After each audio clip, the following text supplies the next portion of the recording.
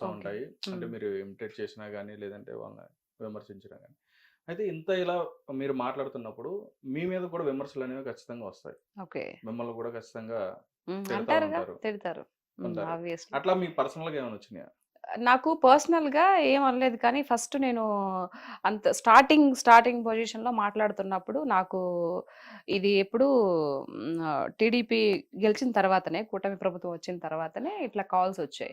వైఎస్ఆర్‌సీపీ గురించి నేను పిల్లల హత్యలు, రేపుల గురించి, మానభంగాల గురించి ఒకటి వీడియో చేశాను. ఏంటి ఆహాహా! అప్పుడు మీరు పార్టీలో ఉన్నప్పుడు ఉన్నప్పుడు ఏం జరిగాయి?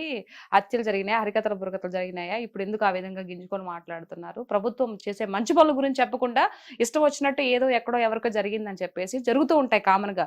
మీరు ప్రభుత్వంలో ఉన్నప్పుడు జరిగినయి ఇప్పుడు జరుగుతాయి. దానికి మాట్లాడేటప్పుడు నాకు ఒకరు కాల్ చేసి "ఏంటి పెద్ద ఎక్కువ మాట్లాడుతున్నావు. ఇప్పుడు నీ కూతురు ఎక్కడ చదువుతుందో నాకు తెలుసు. ఆవిడని తీసుకెళ్ళి రేప్ చేసి పడేస్తే అప్పుడు నువ్వేం చేస్తావు? నీ ప్రభుత్వం వస్తుందా? మీ బాబు గారొస్తారా? మీ పవన్ కళ్యాణ్ గారొస్తారా?" అని చెప్పేసి మాట్లాడారు. సో, ఓహ్! నేను ఓహో! అవునా? నేను చాలా ఇంటర్వ్యూస్ కూడా చెప్పా. నా బిడ్డ తలరాత అలాగే గాని రాసుంటే అలాగే జరుగుతది. నేనేం చేయలేను గదా! దాని గురించి నన్ను బెదిరిస్తే నేను మాట్లాడకుండా ఉండిపోతానని. అంటే ఓహ్! గట్టిగా ఎవరైనా వాయిస్ వినిపిస్తుంటే హ్మ్. వాళ్ళు మాట్లాడకుండా భయంతో ఉండిపోతారని. అట్లాంటి భయం ఏం లేవు నాకు. హ్మ్. తర్వాత ఎవరికి చెప్పాలో వాళ్ళకి చెప్పాను. మళ్ళీ వాళ్ళు తిరిగి నాకు సారీ అని చెప్పారు. అది జరిగిపోయిందది. ఓకే. హ్మ్. అంటే మీకు సపోర్ట్ ఎవరున్నారు? అంటే మీ ఇట్లా మాట్లాడడానికి గాని, లేదంటే ఇట్లా మీరు స్క్రీన్ మీదకొచ్చి ఎందుకంటే ఒక ఆడపిల్లగా వచ్చి మాట్లాడాలంటే, ఇట్లా హ్మ్. మాట్లాడాలంటే మాట్లాడిన ప్రతి దాన్ని కూడా డిఫెండ్ చేసుకుంటూ, అది హ్మ్. కూడా ఎమ్మెల్యేలు, మినిస్టర్లు మాట్లాడిన వాళ్ళకి డైరెక్ట్‌గా మీరు వాళ్ళ పేరు తీసి అంటే ఓకే. చాలామంది అంటే ఇండైరెక్ట్‌గా మాట్లాడుతూ ఉంటారు. ఓకే. మీరు డైరెక్ట్‌గా వాళ్ళ పేరు తీసి డైరెక్ట్‌గా సూటిగా వాళ్ళకి సమాధానం ఇట్లా చెప్తున్నారంటే ఏంటి మీ ధైర్యం ఏంటి? ధైర్యం ఏంటుందండి? వాళ్ళు ప్రజా ప్రతినిధులు కదా! చాలా మంది ఇదే క్వెషన్ అడుగుతారు. ఏంటి హ్మ్. ఎమ్మెల్యే అంటే పుడింగనా? లేకపోతే ఎంపీలైతే ఏమైనా పెద్ద దేవుళ్ళా? హ్మ్. మనందరిని పరిపాలించేవాడు భగవంతుడు ఒక్కడే. భయపడితే భగవంతుడికి భయపడాలి. అంతే. ఎమ్మెల్యేలకు, ఎంపీలకు, ముఖ్యమంత్రులకు ఎందుకు భయపడతారు? హ్మ్. మనం ఓటేస్తే కదా వాళ్ళు గెలిచారు. ప్రజా ప్రతినిధులు. హ్మ్. ప్రజల కొరకు ఎన్నుకోబడ్డారు వాళ్ళు. హ్మ్. అంతేగాని వాళ్ళని చూస్తే భయమెందుకు? చాలా మంది అమ్మో! ఎమ్మెల్యే వస్తున్నారు. అమ్మో! ఎంపీ వస్తున్నారు. అది మనం గెలిపిస్తే వాళ్ళకి గెలిచారు. హ్మ్. దట్టు ఏంటి అర్థము? వాళ్ళు ప్రజలకి సేవ చేయడం కోసం గెలిచారు అని. ఈడేమో ప్రజలు ఓట్లు తీసుకుంటారు. అందులో ప్రజలది కూడా కొంచెం తప్పు ఉందిలెండి. ఓటుకు నోటు తీసుకుంటున్నారు కాబట్టే ఈరోజు ఇష్టం వచ్చినట్టు అందరూ ఆటలాడుతున్నారు. హ్మ్. అది తీసుకోకుండా ఉంటే ఫాట్ మన కొడితే నేను ఓటేసాను. నేను డబ్బులు తీసుకోకుండా నేను ఓటేసాను. కాబట్టి ఏదైనా గట్టిగా మాట్లాడే హక్కు నాకుందిరా అవులే అని చెప్పొచ్చు. హ్మ్. ఇప్పుడు ఈ ఓటుకు నోటు తీసుకోవడం వల్ల ఏంటి నువ్వేంటి మాట్లాడేది? నీ ఇంటికి నేను 6,000 పంపించాను తెలుసా? డబ్బులు తీసుకొని నువ్వు నాకు ఓటేసావు. అప్పుడు మాట్లాడడానికి వాళ్ళకి స్కోప్ ఉంటది. అవును. మాట్లాడడానికి మనకు స్కోప్ ఉండదు కదా! అవును. అందరూ ఎందుకో పెద్ద పెద్ద భయపడిపోతూ ఉంటారు. ఎమ్మెల్యేలు, వాళ్ళ ఎంపీలు, ముఖ్యమంత్రులు అని. ఎందుకు? నేను ఆ పార్టీ అని కాదు, ఈ పార్టీ అని, ఏ పార్టీ అని కాదు. హ్మ్. మామూలుగా చెప్తున్నా. మంచి చేసేవాళ్ళు మహానుభావులు. హ్మ్. చెడ చేసేవాళ్ళు ఎవరు రాక్షసులే నా దృష్టిలో. ఓకే. చెడు అంటే ఏంటి?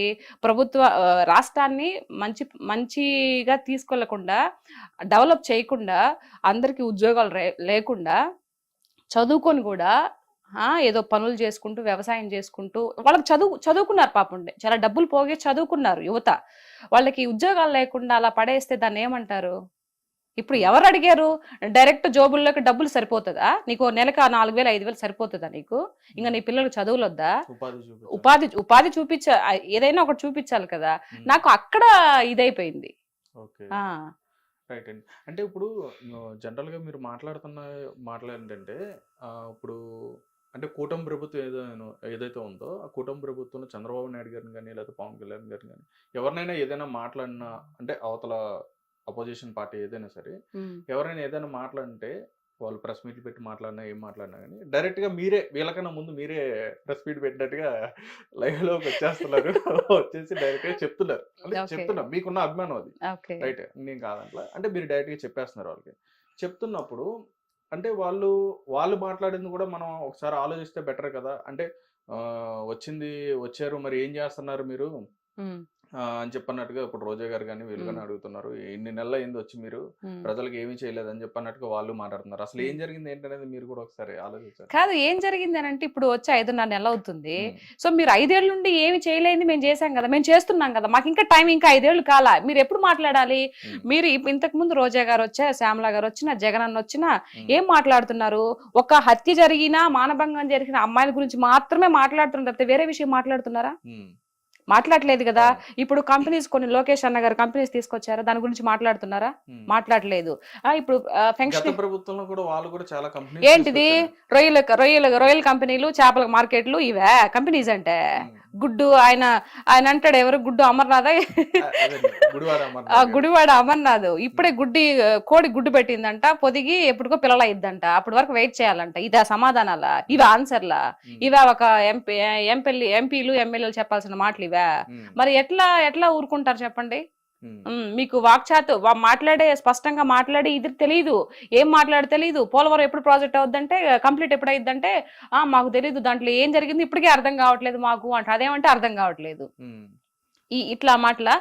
ఇప్పుడు జగనన్న గారు వచ్చిన తర్వాత ప్రత్యేక హోదా తీసుకొస్తా అన్నారు, తీసుకొచ్చారా? అంతకు ముందు బాబు గారు పదవిలో ఉన్నప్పుడు నీకు దమ్ము ధైర్యం లేదు, ప్రత్యేక హోదా అడగలేవు అని చెప్పేసి ఎంత ఏకాడు అవును. చూసే ఉంటారు కదా మీరు. అవును. మరి ఆయన ముఖ్యమంత్రి అయిన తర్వాత ఏమైనా ప్రత్యేక హోదా తీసుకొచ్చారా? ఉమ్. పోనీ నరేంద్ర మోడీ దగ్గరికి వెళ్ళి మాట్లాడారా? ఉమ్. ఎంతసేపటికి వెంకటేశ్వర స్వామి విగ్రహం ఇచ్చి కాళ్ళు మొక్కొస్తాడు తప్పితే మాకు ప్రత్యేక హోదా ఇయ్యా అని చెప్పేసి అడిగారా? అంటే 3 రాజధానులు కూడా పెట్టి ఒకటి కాదు 3 రాజధానులు పెట్టి చేస్తా, ఒక రాజధాని పెట్టాడా?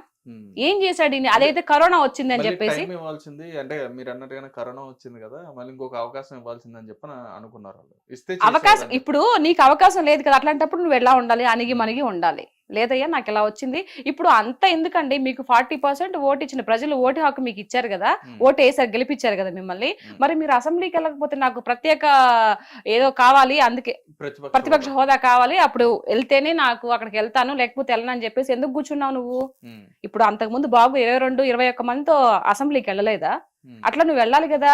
మరి ఇట్లాంటి ఈ వ్యవహారం అంతా చూస్తున్నప్పుడు ఇక్కడ చూసే వాళ్ళకి ఏమనిపిస్తది? అంటే ఒకవేళ వెళ్తే అసెంబ్లీకి వెళ్తే వాళ్ళని టార్గెట్ చేస్తారేమో అని చెప్పని. టార్గెట్ ఎందుకు చేస్తారు? వాళ్ళు అడిగిన దానికి సమాధానం చెప్పు. అంటే గత ప్రభుత్వంలో వాళ్ళు 150 మంది ఉన్నప్పుడు, వీళ్ళు తక్కువ మంది ఉన్నప్పుడు, 121 ఉన్నప్పుడు, 124 మంది, 23 మంది వాళ్ళు ఉన్నప్పుడు, అవును, అంటే వాళ్ళని అట్లా ఏ విధంగా అయితే టార్గెట్ చేసి అయినా నిలబడ్డారు కదా, అయినా నిలబడ్డారా లేదా? అసెంబ్లీలో వాళ్ళు నిలబడి అడిగిన దానికి ఆన్సర్లు చెప్పారా లేదా? మరి నువ్వు 5 ఏళ్ళు చేస్తున్నప్పుడు అడుగుతారు, ఏంటే ఇది ఇప్పుడు ఇలా చేసావంటే నువ్వు ఉన్నదే, తప్పో ఒప్పో ఉన్నదే చెప్పు. తర్వాత విషయం తర్వాత. నీకు మైక్ ఇవ్వకుండా, మాట్లాడేది ఇవ్వకుండా ప్రజలు మొత్తం చూస్తున్నారు కదా అసెంబ్లీలో ఏం మాట్లాడేది. మరి ప్రజలు నిన్ను నిర్ధారిస్తారు కదా, నువ్వు ఎందుకు బాధపడతావు? అసలు నువ్వు ఎంటరే అంటే భయము, మనం ఏమి చేయలేదు కాబట్టి మనల్ని ఈరోజు ఏకుతారా బాబు, ఎందుకు పోవడం అని చెప్పేసి ప్రతిపక్ష హోదా అది ఇది అని చెప్పేసి కథలు చెప్తున్నారు. మరి ఇలాంటి ధోరణి చూస్తే ఎలా అనిపిస్తది? మరి నేను కూడా ప్రజల్లో ఒకదాన్ని కదా, మరి నాకు అనిపించదా, నేను మాట్లాడకూడదా? మాట్లాడచ్చు మరి. అయితే మీకు అంటే ఎవరంటే మీకు అనిపిస్తుంది అంటే, ఇప్పుడు ఒక వైఎస్ఆర్సీపీ అనే కదండి, అంటే ఎవరు ఈ రాష్ట్రానికి సంబంధించిన ఏదైనా పథకాలు కరెక్ట్గా మాట్లాడుతున్నారా లేదా, లేదంటే వాళ్ళు మాట్లాడేది తప్పు అని చెప్పని మీకు ఎవరు అనిపిస్తుంది పర్టికులర్గా? ఎవరిని చూస్తే అనిపిస్తుంది మీకు అలా? ఇప్పుడు ఉండే కూటమి ప్రభుత్వంలోనా? ఇప్పుడు అని కాదు, అంటే కూటమని కాదు, వైఎస్ఆర్సీపీ కానీ ఇంతకు ముందా, వాళ్ళు పదవిలో ఉన్నప్పుడా?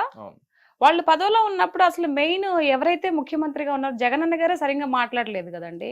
ఏ రోజైనా ప్రెస్ మీట్ పెట్టి ప్రజలకు ఏం కావాలి ఏంటి అని చెప్పేసి ఆయన సేపటికి బటన్ నొక్కుతా అన్నాడు, కానీ ప్రజల్లోకి వచ్చేప్పుడైనా మాట్లాడా?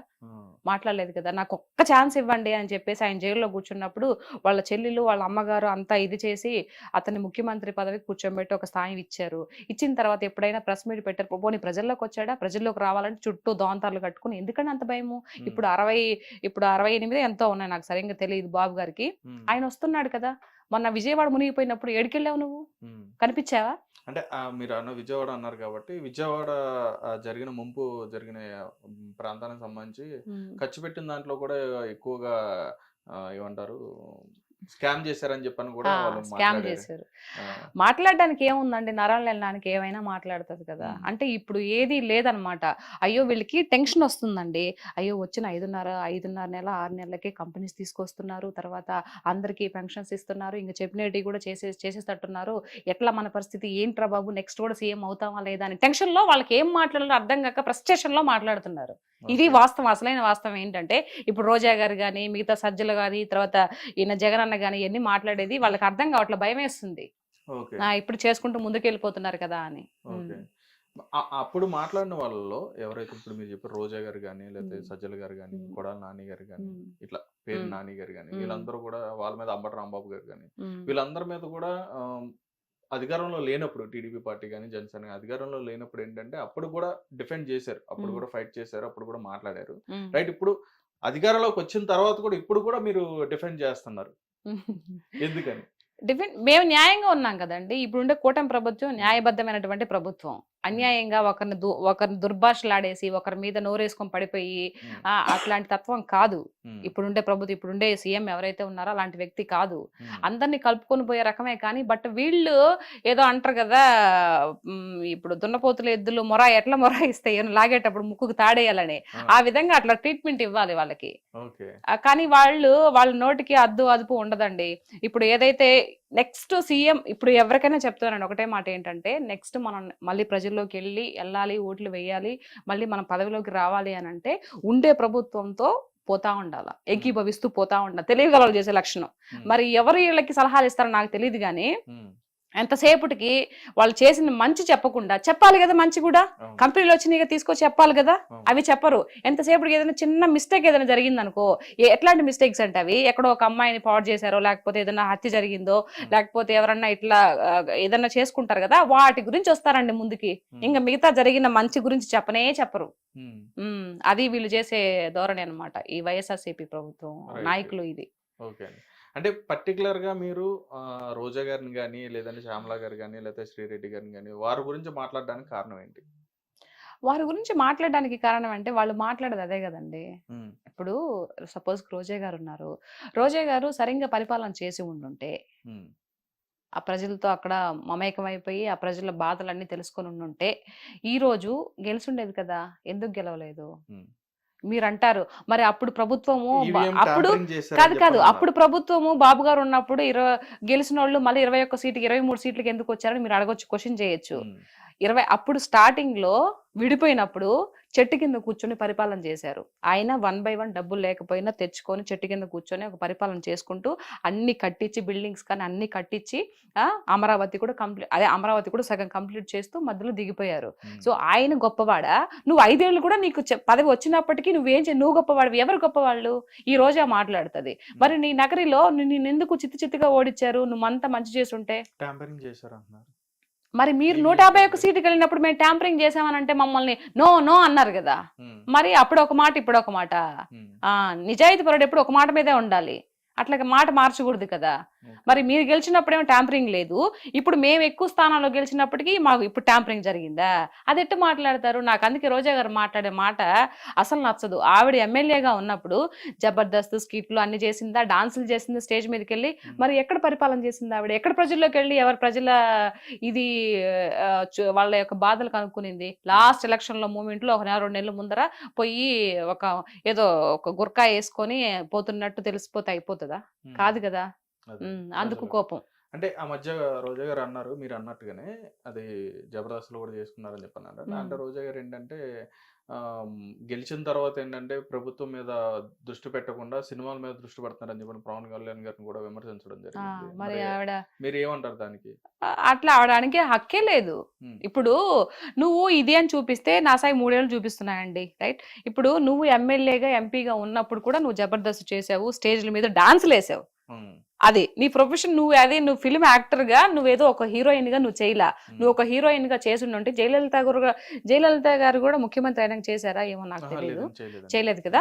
ఓకే, నువ్వు క్యారెక్టర్ ఒక హీరోయిన్ గా చేసావు, తర్వాత సపోర్టింగ్ రోల్స్ కూడా చేసావు. నువ్వు మూవీస్ లో చేస్తుంటే ఓకే. నువ్వు అట్లా కాదు, ఒక షోకి వెళ్ళావు, ఆ షో మీద పండగలు కానీ పబ్బాలు కానీ వాటికి డాన్స్ లేసి శేఖర్ మాస్టర్ తో సహా నువ్వు డాన్స్ లేసి చేసావు. శేఖర్ మాస్టర్ ఊరితే డాన్స్ ఆయన వేస్తాడు, బట్ నువ్వు ప్రజాప్రతినిధి అయ్యిండు, నువ్వు ఎలా వేస్తావు? నువ్వు మూవీస్ చేసుకో కావాలంటే. ఇప్పుడు పవన్ కళ్యాణ్ గారు మూవీస్ లో నుంచి ఒక హీరోగా వచ్చి ఈ రోజు ఇదవుతున్నాడండి. ఆయన ఆస్తి మొత్తం ప్రజలకు పెడుతున్నావు. నువ్వేమన్నా పెట్టావా? నాకు తెలిసి రోజా గారు ఎవరో ఒక అమ్మాయిని చదివించిందంట, అది మాత్రమే తెలుసా అండి. అమ్మాయిని ఇంజనీరింగ్ డాక్టర్ చదివిస్తుందంట, అదొక్కటే తెలుసు. మిగతా నాకు ఇంకేం తెలీదు ఆవిడ గురించి. సో మరి పవన్ కళ్యాణ్ గారికి నీకు పోలికి ఎలా పెడతావు? 75 మంది కౌలు రైతులకి అప్పుడు ఆయన ఒక్కొక్కరు లక్ష రూపాయలు చొప్పున 75 లక్షలు ఇచ్చాడండి. మరి నువ్వు ఇచ్చిన దాఖలాలు ఏమన్నా ఉన్నాయా? అసలు నువ్వు పవన్ కళ్యాణ్ గారిని అడిగే క్వశ్చన్ ఎక్కడుంది? అంత రైట్స్ ఎక్కడున్నాయి నీకు? ఆ అర్హత నీకుందా అని చెప్పేసి అడుగుతున్నా. ఆవిడ అంతకు ముందు నువ్వు జగనన్నతో మాట్లాడే అర్హత నీకుందా అని చెప్పేసి అప్పుడు మాట్లాడేది మాటలు. వాళ్ళు పరిపాలన ఉన్నప్పుడు నోటికి ఏదొస్తే అది మాట్లాడే మాట్లాడిందండి. మరి ఇప్పుడు నేను అడుగుతున్నా ఈవిడ్ని, పవన్ కళ్యాణ్ గారిని నువ్వు మందలించే అడిగే స్థాయి నీకుందా ఇప్పుడు? లేదు కదా. మరి ఆయన హీరోగా వచ్చాడు కాబట్టి మరి ఆయన సంపాదించుకోవాలి, ఆయన ఒక పార్టీ అధినేత, మరి పార్టీ పోషించుకోవాలంటే మీలాగా స్కాములు చేయలేడు కదా. ఒకరిని ముంచి డబ్బులన్నీ వెనకేసుకొని ఆ రకం కాదు కదా. ఆయన సొసైటీ మీద, ఆయన కష్టం మీద వచ్చిన పైసాని అందరికి పెడుతున్నారు. మరి మూవీస్ చేసుకోవాలి కదా. నీలాగా ఆయన ఒక్క యాడ్ కోసం ఎంతమంది కొన్ని కోట్లు లక్షలు ఎదురు చూస్తా ఉన్నాయి ఒక యాడ్ ఇస్తే, కానీ అట్లా చేయలేదు ఆయన. నేను ఒక యాడ్ ఇచ్చేయడం వల్ల అది ఒక మంచిదో చెడో తర్వాత విషయం. రేపు ఎవరికైనా ఏదన్నా జరిగితే ప్రజల గురించి ఆలోచించాడు కాబట్టి ఒక యాడ్ కూడా చేయలేదు. అట్లా అని చెప్పి స్టేజ్ మీదకి ఎక్కుంటే ఇంకా మరిగిన డబ్బులు వచ్చేసిండాయి. ఇంకా అసలు మాట్లాడే అర్హతే లేదు అసలు నన్ను అడిగితే. ఇంకేం క్వశ్చన్ చేస్తుంది. రైట్. అంటే ఈ రకంగా అంటే ఇప్పుడు రాజకీయం అంటే ఇప్పుడు ఉన్న అధికారులు, ఇప్పుడు ఎవరైతే నాయకులు ఉంటారో వీళ్ళు విమర్శించుకోవడమే కాకుండా వ్యక్తిగతంగా కూడా ఎందుకని వాళ్ళ కుటుంబాలను విమర్శించడం కానీ, లేదంటే వాళ్ళ కుటుంబ సభ్యులను విమర్శించడం కానీ, వాళ్ళని తీసుకొచ్చి డిఫేమ్ చేయడం కానీ ఎందుకని చేస్తున్నారు? అంటే నేను ఇరువైపులు అడుగుతున్నాను. ఏం లేదు, ఇప్పుడు పవన్ కళ్యాణ్ గారు ఇంతకు ముందు ప్రతిపక్షంలో ఉన్నప్పుడు, ఇప్పుడంటే కాదు, అంతకుముందు వీళ్ళు అధికార పక్షంలో ఉన్నప్పుడు, వైఎస్ఆర్సీపీ వాళ్ళ అధికార పక్షంలో ఉన్నప్పుడు పవన్ కళ్యాణ్ గారిని ఎన్ని మాటలన్నారండి. ఆయన అనడమే కాదు, మూడు పెళ్లిళ్ళు అని చెప్పేసి ముఖ్యమంత్రితో సహా, ముఖ్యమంత్రి అప్పుడు వైఎస్ఆర్సీపీ జగన్మోహన్ రెడ్డితో సహా విడిగా స్టేజ్ మీదుగా నేను ఒక ముఖ్యమంత్రి హోదాలో ఉన్నాను, నేను ఒక ముఖ్యమంత్రి స్థాయిలో ఇలా మాట్లాడకూడదని కొంచెం కూడా ఇంగిత జ్ఞానం లేకుండా 3 పెళ్లిళ్ళు 4 పెళ్లిళ్ళు అవసరమా అండి? ఆయన పర్సనల్ గురించి అవసరమా? ఒక్కొక్కరు చేసుకున్నారు, ఒక్కొక్కరికి అన్ని ఇచ్చేసి మీలాగా ఏదో అంటారు కదా, ఇప్పుడు ఆ విషయాలు ఎందుకులే గానీ మీలాగా చేయలేదు కదా. ఆయన అన్ని ఆయన కర్మ బాగలేక చెప్తున్నాడు. ఒక పక్క నా కర్మ, నా టైం బాగలేక నేను అంత ఆస్తులను ఇచ్చేసుకొని ఒక్కొక్కరు క్లియర్ చేసుకొని నేను ఇది చేసుకున్నానని చెప్తున్నాడు. మరి పదే పదే పదే పదే అరిగిపోయిన టేబుల్ రికార్డ్ లాగా ఎన్నిసార్లు ఎన్ని మాటలు అన్నారు. పోనీ ఈయన అనేది కాకుండా మళ్ళా వాళ్ళ అనుచరులతో, ఇప్పుడు బోరగడ్డ నీళ్ళు గాని ఇట్లాంటి వాళ్ళంతా సెకండ్ ఇస్తే నాకు లేపేస్తాను అబ్బా కొడుకుల్ని, ఎవరు చంద్రబాబు నాయుడు గారిని, లోకేష్ గారిని, ఒక్క సెకండ్ చాలు మాకు పైన ఆయన పర్మిషన్ ఇస్తే అంటే పిల్లకాయలని, ఇప్పుడు పవన్ కళ్యాణ్ గారి పిల్లల్ని కూతురు రేప్ చేస్తాను, ఇంట్లో ఆడవాళ్ళని ఇచ్చేస్తాను, ఇవన్నీ మాటలు పనికిమాలిన మాటలు కదా. మీకు ముఖ్యమంత్రి హోదాలో ఉన్నప్పుడు నీకు ఇది లేదా? నువ్వు ఇట్లా మాట్లాడకూడదురా గాడిదే అని చెప్పొద్దా? ఇట్లాంటి మాటలు ఎందుకు రాజకీయంగా మాట్లాడాలని చెప్పేసి అంటే పార్టీ నాయకులే మాట్లాడిస్తారండి అలాగే. ఇంకా అంతే కదా. నువ్వు పార్టీ నాయకుడు. ఇప్పుడు మొన్న బాబు గారు గెలిచిన తర్వాత ఒక అతను ఎమ్మెల్యే ఏదో ఒక అమ్మాయి ఏదో జరిగిందని చెప్పేసి ఇమీడియట్లీ తీసేసారా లేదా? చేశాడా లేదా? మరి ఇంత ఇచ్చలవిడిగా మీరంతా మాట్లాడుతున్నప్పుడు గోరెంట్ల మాధవ్ గారి గురించి కానీ ఎన్ని వచ్చాయి వీడియోస్ ఇట్లా అమ్మాయిలు. హిట్ టీవీ యాప్, ఇందులో short news, live news, entertainment shows, movies, digital magazines తో పాటు మీ జిల్లా వార్తలను కూడా ఫ్రీగా చూడొచ్చు. ఇంకెందుకు ఆలస్యం, వెంటనే హిట్ టీవీ యాప్ ని డౌన్లోడ్ చేసుకుని ఫ్రీగా ఎంటర్టైన్మెంట్ పొందండి. Hit TV app, hit TV app, please download hit TV app. Hit TV app ని ఫ్రీగా డౌన్లోడ్ చేసుకుని ఎంజాయ్ చేయండి. మీకు నచ్చిన ఎంటర్టైన్మెంట్ కోసం హిట్ టీవీ యాప్ ని ఫ్రీగా డౌన్లోడ్ చేసుకుని ఎంజాయ్ చేయండి. హిట్ టీవీ యాప్ ని డౌన్లోడ్ చేసుకుని ఆస్వాదించండి, ఆశీర్వదించండి. ఇంతమంది సెలబ్రిటీలు హిట్ టీవీ యాప్ ని డౌన్లోడ్ చేసుకోండి అని చెప్తున్నారంటే ఎంత మంచి యాప్ ఆలోచించండి. అమెరికాలో చదవాలనుకునే వాళ్ళకి విశ్వసనీయమైన పేరు మన శౌర్య కన్సల్టెన్సీ. UK లో 1 year masters, UK లో 1 year masters, 2 years work permit up to 5 years visa. Contact Saurya Consultancy. Contact 89851 89851.